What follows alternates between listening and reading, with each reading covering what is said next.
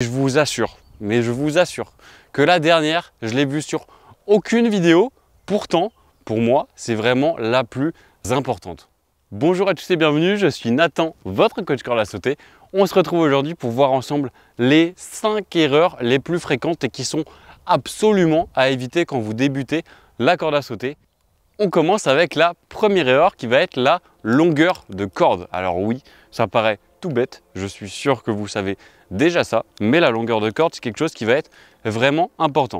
Là, vous pouvez voir qu'avec moi, j'ai deux cordes. J'ai une corde qui est perlée et une autre corde qui est en PVC. Alors, c'est les cordes que j'utilise principalement. J'aime bien utiliser ces deux types de cordes-là et elles ont une longueur qui va être un petit peu différente et ça, je l'ai fait volontairement. Je vous explique pourquoi.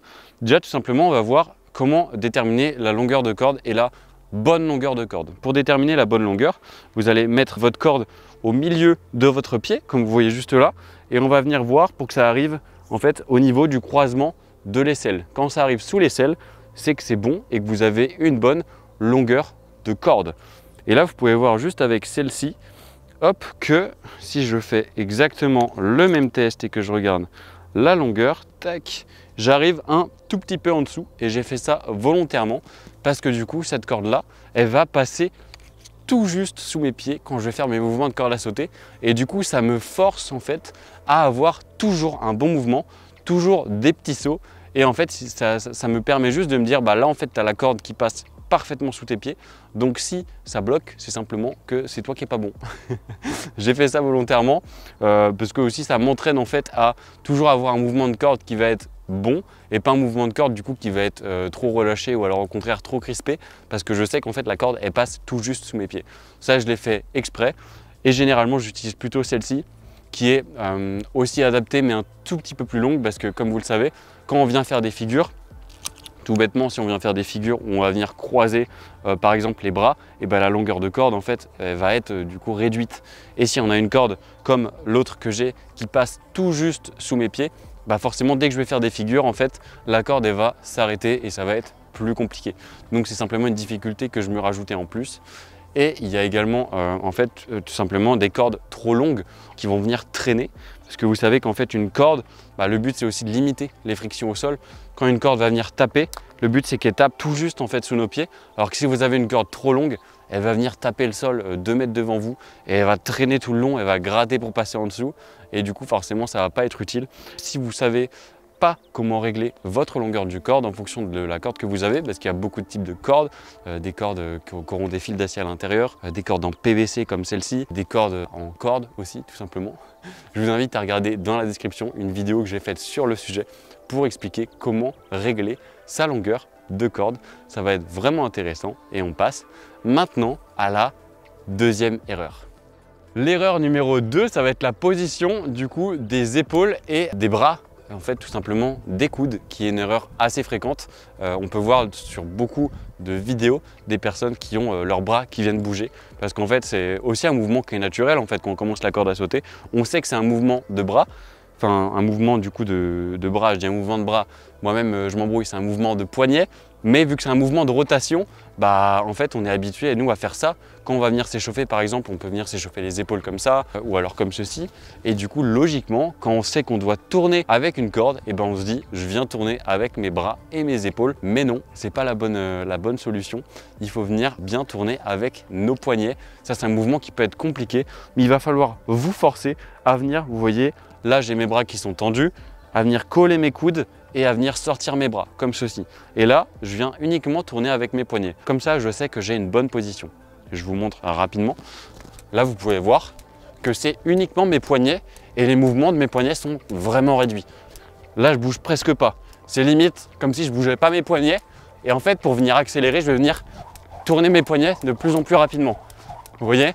Là, j'arrête de tourner mes poignets. Et là, je accélère avec mes poignets. Mais jamais je suis comme ça, avec mes bras qui viennent donner une impulsion. C'est un peu ridicule, je pense. Mais vous voyez bien qu'il ne faut vraiment pas venir tourner avec les bras. C'est bien mes poignets qui font les mouvements et également les épaules qui vont être crispées. Donc des personnes qui peuvent faire de la corde comme ça. Alors notamment, ça revient sur l'erreur qu'on a vue avant avec la corde. Si vous avez une corde qui va être trop petite, et ben en fait ce que vous allez faire pour vous approcher du sol, vous allez venir vous crisper et vous allez faire de la corde comme ça. Et ça non plus, c'est pas le but. Le but, c'est pas d'avoir un corps qui va être tout crispé, vous voyez. Le but, c'est d'être bien droit, d'avoir le buste qui est relevé, et les épaules un petit peu en arrière, les coudes le long du corps, et là on est bon. Mais surtout pas de venir vous mettre comme ça parce que vous avez une corde qui est trop petite pour faire vos mouvements, parce que ce sera hyper désagréable. Et en fait, au fur et à mesure des séances, vous verrez que ça ne marche pas et que vous ne serez pas fluide. On peut voir aussi, ce qui est intéressant, c'est qu'en fait, chaque erreur est reliée. En fait, toutes les erreurs, les unes entre les autres, elles sont corrélées. Donc, l'une peut entraîner l'autre. Et c'est pour ça que j'ai fait cette liste des 5 les plus importantes à éviter pour que vous ayez un bon mouvement de corde. Donc, retenez bien une bonne position des épaules, une bonne position des poignets, et on vient tourner avec nos poignets surtout, c'est le plus important. Ensuite, l'erreur numéro 3, c'est une erreur bien connue qui va être l'impact sur les genoux. La corde a sauté, comme son nom l'indique, on va venir sauter. Mais il faut sauter de la bonne manière, il y a différentes manières. C'est pour ça que dans mes vidéos, je l'explique encore et encore qu'il faut bien sauter sur la pointe des pieds. Tout simplement parce qu'on aura un mouvement qui va être fluide et on va venir réduire la pression qu'on a sur nos genoux. Bon, là je suis en boxer step, mais pour un saut classique, vous voyez, là je sens que je suis fluide, je suis bien sur mes appuis et je viens réduire la pression que j'ai sur mes genoux. En fait, si vous venez taper avec votre pied plat, c'est là que ça va être principalement en fait dommageable pour vos genoux, et également qu'il faut faire des sauts qui vont être plutôt près du sol. C'est sûrement une astuce aussi que je donne, tout simplement pour venir aussi accélérer votre mouvement, avoir un mouvement qui va être plus fluide et avoir aussi un équilibre qui va être amélioré, parce que ça aussi c'est important pour pas que vous ayez une zone de 10 mètres sur laquelle vous allez faire de la corde où vous partirez toujours à droite et à gauche. Mais si vous avez bien une flexibilité sur vos genoux, je vais poser mes cordes. Tac, si vous avez bien une flexibilité sur vos genoux, vous voyez, pointe de pied, je vous mets un petit peu, là je suis bien, pointe de pied toujours, tac, et je vais venir sauter juste comme ceci, comme j'ai dit, juste pour avoir en fait un espace pour que ma corde passe. Le but, c'est pas de laisser l'espace pour qu'il y ait 10 cordes qui passent en dessous de moi, c'est pas le but. Moi j'ai qu'une corde, je veux juste qu'il y ait ma corde qui passe. Donc on vient sauter, on est bien flexible, ma corde passe, moi j'ai un bon mouvement, je sens que je suis à l'aise, et donc ça va réduire grandement l'impact sur les genoux. Ça va nous permettre d'en faire plus longtemps, également de réduire la fatigue pour faire plus de cordes, et tout simplement en fait c'est pas utile de faire des mouvements qui vont être trop hauts, et surtout pas aussi des mouvements comme ceci. Vous voyez là, bon, on sent bien qu'en fait ça va venir traumatiser tout mon bas du corps, parce qu'en fait je viens taper avec mes jambes. Là c'est pas du tout utile, ça c'est vraiment à bannir, même si ça peut être naturel au début parce qu'on n'a pas l'habitude de sauter sur la pointe des pieds, et quand on vient sauter sur la pointe des pieds, ça vient engager les mollets et ça on le sent, et du coup en fait le mouvement naturel ça va être de se dire oula, j'ai mal au mollet, technique, en fait je baisse tout simplement. Du coup là j'ai plus mal au mollet parce qu'en fait je saute plus sur la pointe des pieds. Mais en fait quand ça travaille les mollets, c'est que c'est bon signe, ça veut dire que vous avez la bonne position, et au fur et à mesure des séances, les douleurs sur les mollets disparaîtront ou du moins seront atténuées. Mais en tout cas, gardez bien ça en tête, on saute sur la pointe des pieds, pas trop haut, on laisse simplement la corde passer, et là vous serez bon pour la suite. Je ne l'ai pas mentionné, mais la surface aussi sur laquelle vous faites de la corde va être hyper importante. Là, vous pouvez voir que je suis sur du bitume, tout simplement. Donc ça va être une surface qui est dure, où directement mon pied va être en contact. Mais avec mes chaussures, je sais que j'ai un très bon amorti, et du coup, je suis plutôt à l'aise pour faire de la corde. Je ne sens pas du tout en fait le sol qui va être dur quand je vais faire mes sauts, donc c'est parfait. C'est pour ça qu'à la différence de certaines chaussures de ville notamment, où la semelle va être plate, là ça va être très différent, et là vous sentirez les vibrations. Donc je vous invite fortement à avoir des chaussures qui permettent d'absorber le choc avec le sol. Si vous n'avez pas ça, je peux aussi vous conseiller d'avoir un tapis en dessous. Alors moi j'ai un peu de mal avec les tapis parce que quand la corde va venir taper, parfois ça peut s'accrocher dans le tapis, du coup ça va être différent. Également là vous pouvez voir que j'ai beaucoup d'herbe autour de moi, mais que je fais aucun entraînement sur l'herbe parce que la corde pareil vient se prendre dans l'herbe à chaque fois, et du coup c'est beaucoup plus compliqué de faire de la corde. Mais en tout cas gardez bien en tête d'avoir aussi une surface au sol qui est adaptée pour vous, et le plus important en fait je pense c'est d'avoir des bonnes chaussures pour faire de la corde, des chaussures de sport, des chaussures de running notamment qui ont des bons amortis, conviendront très bien. Moi c'est ce que j'ai des chaussures de running et elles sont parfaites pour la pratique de la corde à sauter, j'ai aucun problème, donc je vous recommande fortement d'avoir ça. Ensuite la quatrième erreur, ça va être le rythme inadapté. Alors oui, en corde à sauter, vous pouvez avoir des rythmes qui vont être totalement inadaptés, qui n'auront aucun sens et qui vous démotiveront. Petit exemple, comme je le dis souvent, au début en fait, on peut commencer la corde parce qu'on voit des personnes qui font du freestyle, des personnes qui vont très vite, et du coup on se dit mais attends en fait la corde c'est trop simple, la personne elle arrive à faire autant de tours par minute. trop facile, moi je le fais. Mais en fait, c'est pas comme ça que ça se passe. Je vais prendre, hop, ma corde. Au début, quand on va faire de la corde, forcément, on voudra aller vite. En fait, c'est normal parce que quand on va pas vite, on va se comparer et du coup, on aura l'impression que nous, on est à la traîne et que les autres vont super vite. Mais non, comme tout, on va commencer tout doucement parce que si vous commencez trop rapidement, ça va être dur. Vous voyez même que dans certaines séances où j'accélère le rythme, moi-même, en fait, je me prends les pieds dans la corde parce que j'accélère. Je suis pas habitué à tenir cette cadence-là pendant de longues périodes et du coup, mes pieds vont se prendre dedans, tout simplement. Parce qu'en général, je fais des séances avec un rythme qui va être plutôt modéré, parce que mon but, c'est pas de toujours aller me cramer, mais c'est de tenir dans la durée. Alors que si on commence, vous voyez, directement avec un rythme, vous voyez là où j'accélère directement, où je me reprends les pieds dedans, je me reprends les pieds, en fait là, ça ne sert à rien. Mon rythme, il n'est pas du tout adapté. Il faut que j'y aille doucement, petit à petit, que je me mette en jambes pour après faire une séance qui va être plus longue. Alors que si je reprends, là, j'ai un rythme comme ça qui est très bien. Après, je peux aller accélérer. Et là, quand je vois que déjà ça commence à tirer un peu, je reste. Ça ne sert à rien d'accélérer. Parfois, je peux vous recommander d'aller faire 10 secondes par exemple, où là, je vais accélérer plus vite. OK. Et là, je redescends. Vous voyez, ça permet à mon corps en fait de venir s'adapter à des cadences qui vont être plus élevées sans forcément aller faire 10 minutes à ma cadence maximale. Ça n'a aucun sens et en fait, ça va vous démotiver très rapidement. Et c'est pour ça qu'on va arriver directement à la 5e erreur, qui est vraiment l'erreur la plus commune, je pense, l'erreur qu'on me répète très souvent et pourtant qui est une erreur que personne ne dit. Donc c'est pour ça que je la mets en avant et qu'on la voit ensemble dès maintenant.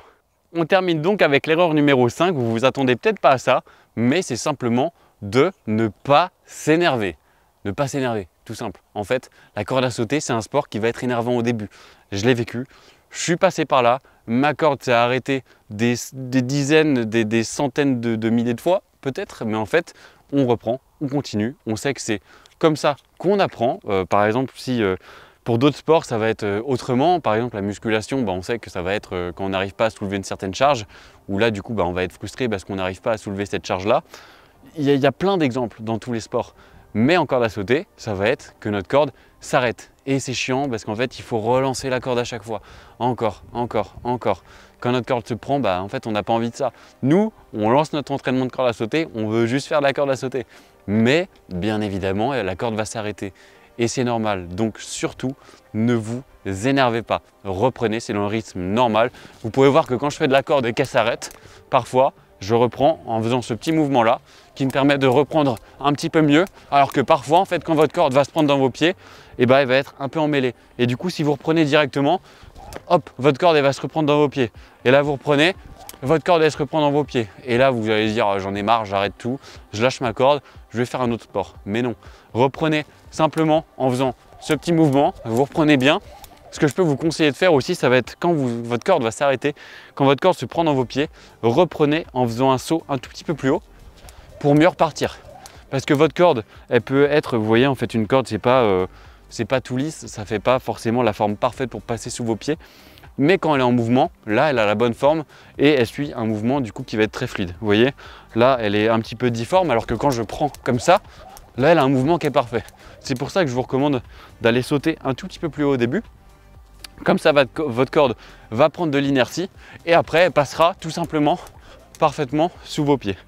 Mais c'est normal, je peux comprendre, je l'ai vécu aussi et moi avant je reprenais directement et ma corde se reprenait dans mes pieds, je reprenais, elle se reprenait dans mes pieds et là j'en pouvais plus, je me disais mais comment c'est possible?